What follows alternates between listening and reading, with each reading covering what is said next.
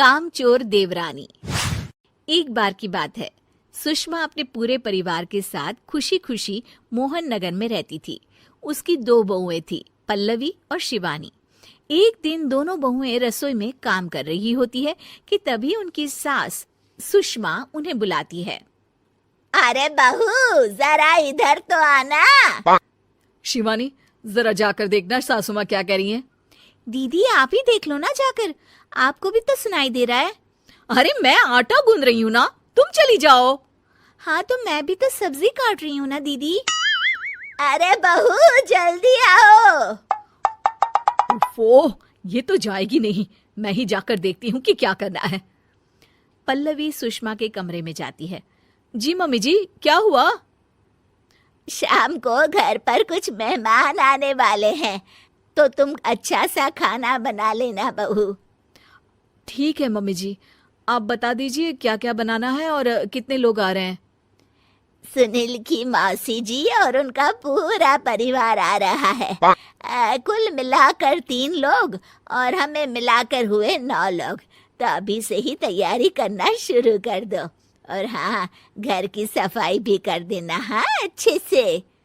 जी mummy जी, सब काम हो जाएगा, आप चिंता मत कीजिए। पल्लवी शिवानी को घर में मेहमान आने वाले हैं इसके बारे में बताती है। क्या 9 लोगों का खाना बनाना होगा, घर की सफाई करनी है? बाप रे, सासू माँ ने तो हमें घर की नौकरानी ही समझ कर रखा है। ऐसा नहीं बोलते शिवानी, हम इस घर की बहू हैं और घर के काम करना हमारा फर्ज है। दीदी तो है ही सासू माँ की चमची, जब देखो सासू माँ सासू माँ। मैं तो इतना सारा काम नहीं करने वाली। शिवानी कपड़े लेकर गमला साफ कर रही होती है और चक्कर आने का नाटक करने लगती है। मेरा सर चकरा रहा है।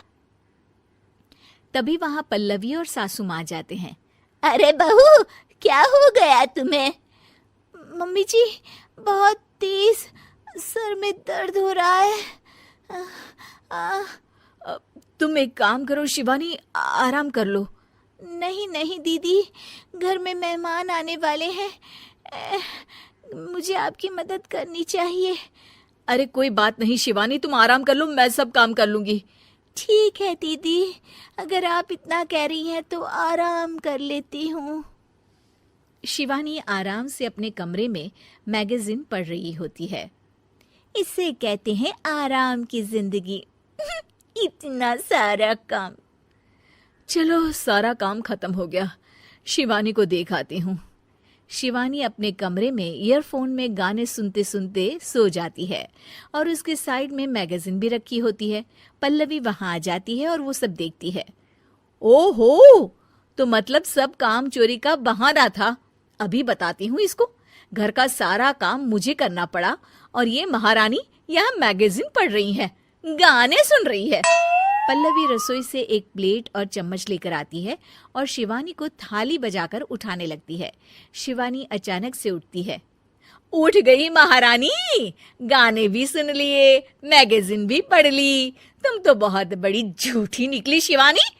तुमने सर दर्द का बहाना बनाया ताकि काम करने से बच सको।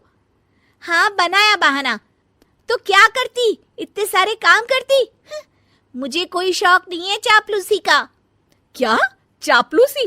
तुम्हें लगता है कि मैं सारे काम चापलूसी के लिए कर रही हूँ? नहीं तो क्या। तभी वहां सासू माँ आ जाती हैं। अरे बहू, वो लोग बस आने ही वाले हैं, तुम तैयारियां कर लो। जी सासू माँ, तुझे तो मैं बाद में देखती हूँ। सब खाना खाने बैठते हैं और खाना शुरू करते हैं। तभी सुनील की मौसी बोलती है।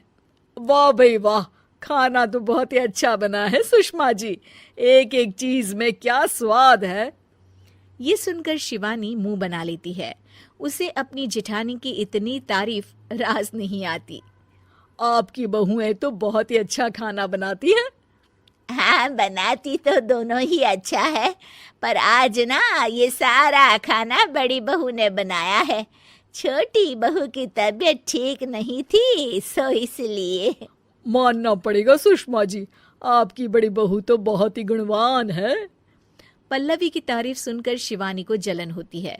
पल्लवी ये सुनकर खुश हो जाती है और शिवानी की तरफ देखकर उसे चिढ़ाती है। कुछ देर बाद मेहमानों के जाने का वक्त हो जाता है। मौसी जी सबके लिए उपहार लाई होती है। वो सबको शगुन के पैसे देती हैं और अंत में पल्लवी के पास आती है। तुम्हारे लिए शगुन का लिफाफा तो है ही, पर बहू तुम्हें एक और उपहार भी मिलेगा इतना अच्छा खाना बनाने के लिए। मौसी अपने सोने के कंगन निकालकर पल्लवी को पहना देती है। ये लो, ये मेरे मनपसंद कंगन है, अब से ये तुम्हारे हुए। धन्यवाद मौसी जी। ये देखकर शिवानी तो पूरी तरह से जल जाती है और गुस्से से रसोई में चली जाती है। तभी वहां पल्लवी आ जाती है और उसे अपने कंगन दिखाने लगती है। देवरानी जी, अब आपका सर दर्द ठीक तो है ना? मुझे लगता है कि अब सर दर्द शुरू हो गया होगा आपका।